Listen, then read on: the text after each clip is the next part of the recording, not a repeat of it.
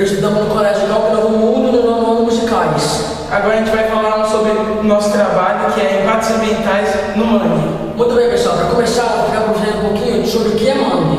O manguezal pode chamar também de floresta do mangue. Se localiza em zonas tropicais do mundo. No Brasil, se localiza em zonas litorâneas e se formam em regiões do encontro do mar e o rio. Agora vamos falar um pouco sobre os impactos ambientais que o ser humano faz no mangue.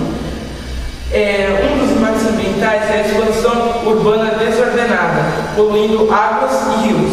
Outro problema é o derramamento de petróleo nas refinarias e terminais de embarque da Petrobras. Um outro é a grande concentração de capitais estaduais pelo litoral, com o lançamento de esgoto e a movimentação de importantes portos. Outro fator é a pesca predatória, a ocupação irregular do solo e a poluição causada pelos polos industriais. Agora vamos falar um pouco sobre como prevenir esses impactos. Vamos começar agora.